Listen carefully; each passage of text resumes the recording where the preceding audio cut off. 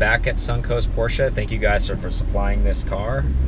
So we've tested the base, so now we're in the S, which is 100 more horsepower. It's 350 horsepower roughly. That's a pretty decent pull right there. Little sport compact SUV. So this thing has 53 miles on it, so thank you for trusting us with a new car. Carmine Red, great color. Oh, that's perfect. Some of the initial things that I noticed right away, because we're doing a lot of car reviews now, touch points. You know, my bugaboo is Alcantara. I like it, it's a nice fabric, but it doesn't need to be in a car for daily use.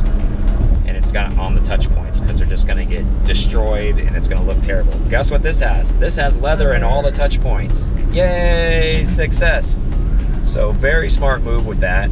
On the dash, on the steering wheel, where you grab the door handle, all of that stuff, touch points, right? Yeah, it's a full black interior, even the piano black trim and everything. So it's right on black. You can't go wrong with those two colors. Yeah, and we've discussed it many times. We thought the sweet spot for if you were to buy a Macan for where it could do it all was this trim level, right? Price wise, so this one comes in at $76,000. You get basically the same amount of horsepower and same amount of torque. I mean, I'm off by like, it's like 348, but let's just call it for 350 for all intents and purposes. 350 torque. This little machine can get it done. You know, that comes from a 3-liter turbocharged V6. It has PDK in it, so you get the juicy stuff there. It looks really, really good from the outside. And, you know, you've got 4 seats and some cargo storing. So and comfy seats at that. Exactly. You know, the Beard likes the air-conditioned seats, so that's definitely a plus. Got to cool all that fur down. That does take a lot. It'll be chill. But again, this is new inventory at Suncoast Porsche, and we want to thank them so much for providing this vehicle. If you're looking for a new car, please contact them. They are such great people.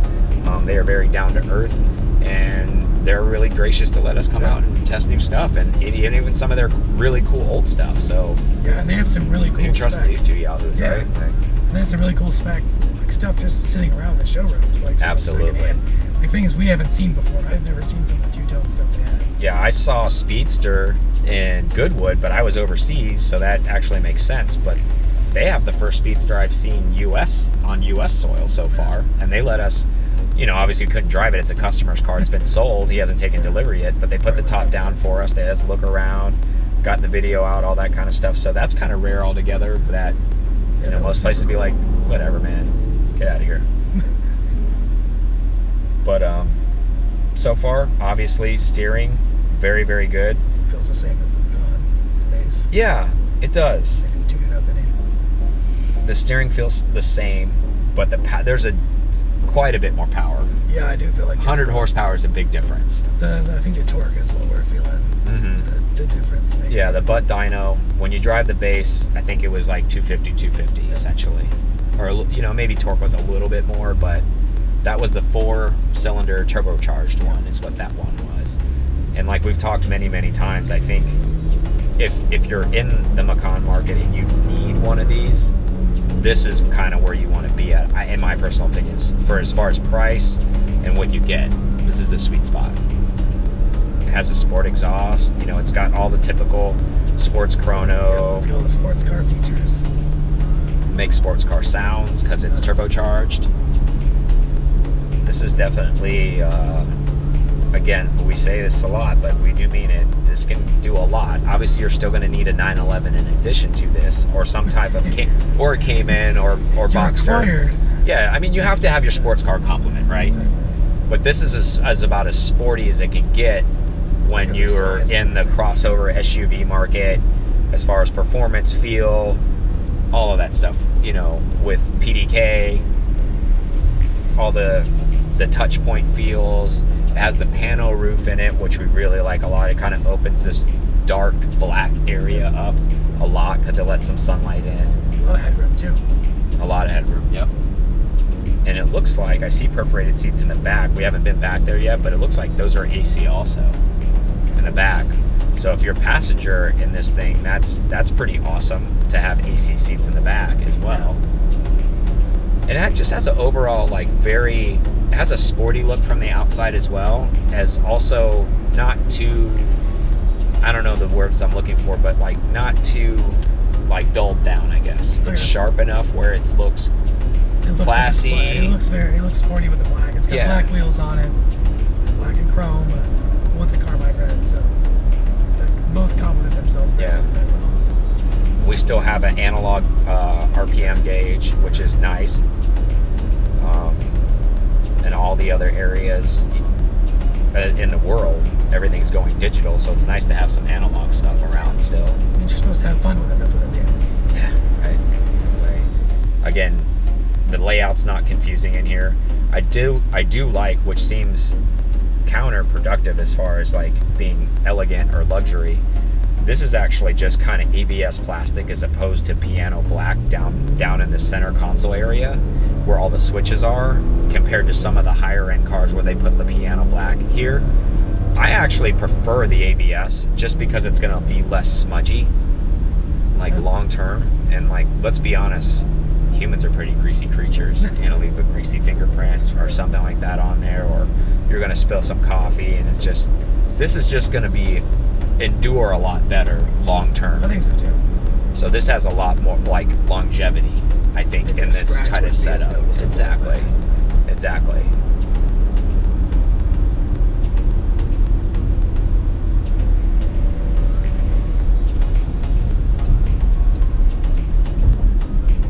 It's pretty responsive. I like everything about it. I don't feel like I'm blocked out too much by the A-pillars, even though a lot of cars nowadays block you out with the A-pillar. I think that touch where they help, I know you guys can't really see it on the video, but there's a small window on the front. It kind of gives you the illusion that the A-pillar's not so big, I think. I think so too. And then also, obviously we have a carryover steering wheel from the 918, which is a very familiar place to be if you've ever been in any Porsche before. And even if you haven't, it's not a complicated steering wheel to figure out. It may look that way initially, but it's easy. Yeah, once you learn where everything's at, I think the challenge goes out the window.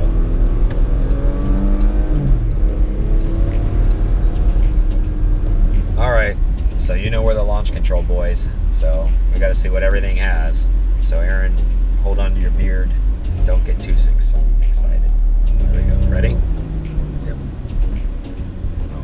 It disengaged because I didn't go in enough time.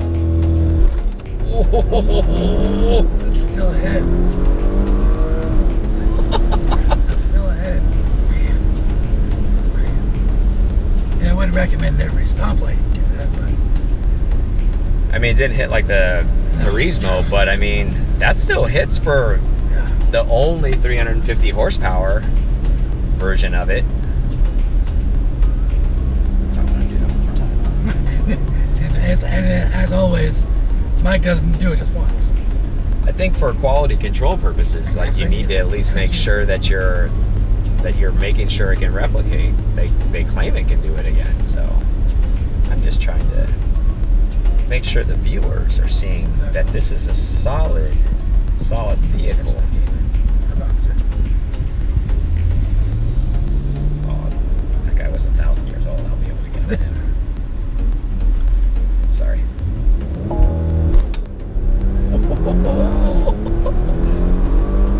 I'm impressed, little guy.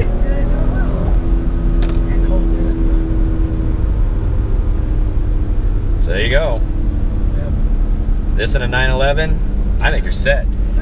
No, not to be the loudest person in the room. Yeah. The whispering beard. Did the mic, Sport Plus, NATO mode. Mic mode. That's what you just start calling it. Put it in mic mode. Make a t-shirt for you guys that you won't buy. Just BM Plus. Yeah. What did we crush? Nothing crushes. Dude, we're crushing it. Sold 3 t-shirts. Gonna retire in the Hamptons. Your compass sucks. You're like inner compass, you know? It's not. I guess you just never got trained the way I did about. Once you see something once, it better go in the memory bank because. But anyways. Yeah, that's true. That's a story for another episode, children. What is it? So what do you think so far? I like it. I know you rode over here, so you have a lot of opinions still. I agree with you about the red. I think the red does something. I like the red even more than I like the sapphire blue. Yeah, I do too. I think it pops really well, it looks well. And I also like how they did the color contrast on the door handles that are black. That's a nice touch. I know it's simple, but it does look good, so it's not all, you know, body color. Yeah, it makes it pop a little bit.